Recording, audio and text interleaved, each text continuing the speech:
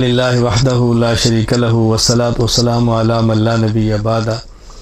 تراویح ایک عبادت ہے جو اللہ کی رضا کے لیے لوگ پڑھتے ہیں، اور تراویح پڑھانے والا بھی اللہ کی رضا کے لیے پڑھاتا ہے، اس میں تو کوئی دوسری رائے نہیں ہے۔ باقی مسئلہ جو امام تراویح پڑھاتا ہے اور پورا دن قرآن کریم کو یاد کرتا ہے، قرآن کریم سنانے کے لیے کسی اور مشغلے میں مشغول بھی نہیں ہو سکتا، اور اس کے اخراجات بھی ہیں، اس کی ضرورتیں بھی ہیں، تو اس تراویح پڑھانے والے کو تو پیسوں کی نیت سے نہیں، اللہ کی رضا کے لیے ہی پڑھانی چاہیے۔ لیکن اس کے پیچھے تراویح پڑھنے والوں کو چاہیے اس امام کی خدمت کریں، اس امام کو ہدیہ دیں، اور زیادہ سے زیادہ دینا چاہیے۔ میں اکثر یہ بات عرض کیا کرتا ہوں، ایک بات تو یہ سمجھ لیں کہ جو لوگ یہ چاہتے ہیں کہ تراویح پڑھانے والا اجرت نہ لے، وہ جو کیوں نہیں کر لیتے کہ اپنے بچے کو قرآن کریم پڑھا لیں اور مصلی پر کھڑا کر دیں؟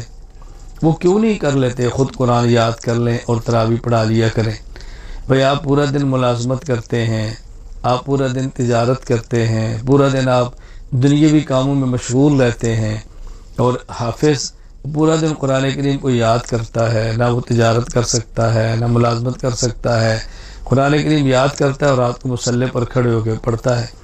اگر کوئی بیچارے کو ایک اٹکن بھی آ جائے تو پوری مسجد شور بھی ڈالتی ہے، کوئی بول بھی جائے تو آپ کی باتیں بھی سنتا ہے، تو اس کو محنت بھی کرنی پڑتی ہے۔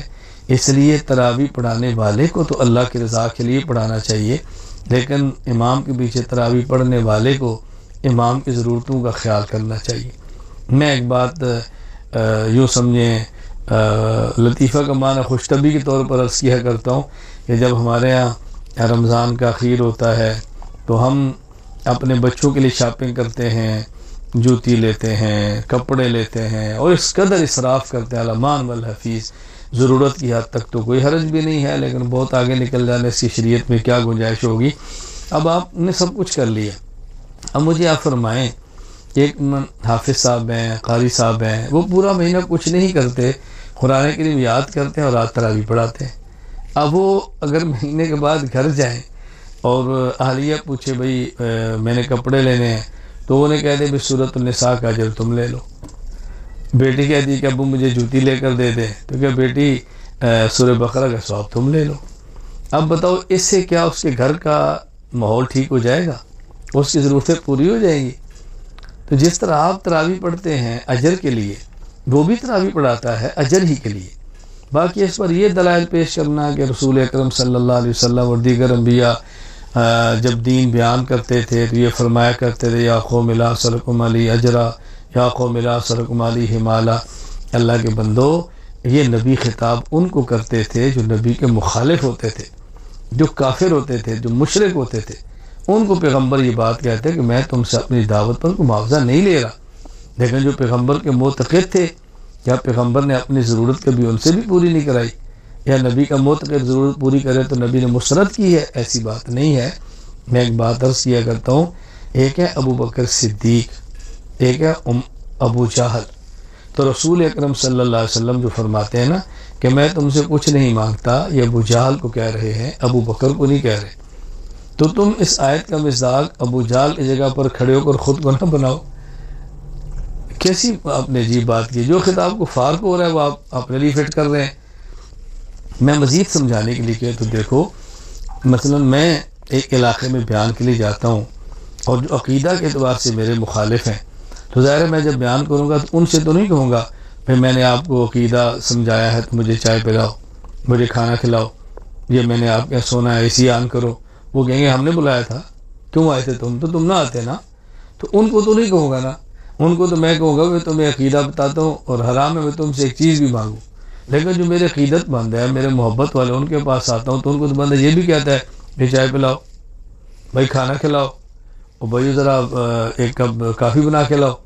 تو وہ کہہ جی کیا اللہ کے نبی تو فرماتے ہیں میں کچھ نہیں، تم تو ہم سے مانگتی ہو۔ کوئی بھی ایسے نہیں کہتا۔ میں اس لیے گزارش کرتا ہوں فرق سمجھو۔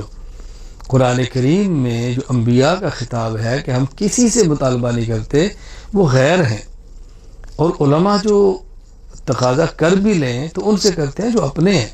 اپنے اور غیروں میں فرق ہوتا ہے، اپنائیت پیدا کرو، دوریاں پیدا مت کرو۔ آپ یقین فرماؤ اس دور میں یہ جو مستقل مہم چلی ہے الحمدللہ، میری اس وقت مستقل فائل بھی ہے، مستقل بیان بھی ہے، اجرت علی تعلیم دین کہ دین پڑھا کر کوئی انسان اجرت لے سکتا ہے، یعنی دلائل موجود ہے۔ میں سمجھتا ہوں کہ مستقل ایک محنت اس پہ کی ہے، دین کو مٹانے کے لیے ایک سازش کی گئی ہے۔ کیوں؟ جو مالدار ہے اس نے عالم بن کے جمعہ پڑھانا نہیں، اور جو غریب ہے اس کو تنخواہ دینی نہیں، تو جمعہ کون پڑھائے گا؟ جو مالدار ہے اس نے قاری بن کے بچوں کو پڑھانا نہیں، اور غریب جس نے پڑھانا ہے اس کو تنخواہ دینی نہیں، اچھا قرآن کون پڑھائے گا؟ آپ دیکھیں نا کیسا غیر شعوری طور پہ ایک مہم چلا دی گئی ہے۔ ہمیں اغیار کے پروپیگنڈے کے اندر شریک نہیں ہونا چاہیے۔ اللہ تعالیٰ ہمیں قدر کی توفیق عطا فرمائے۔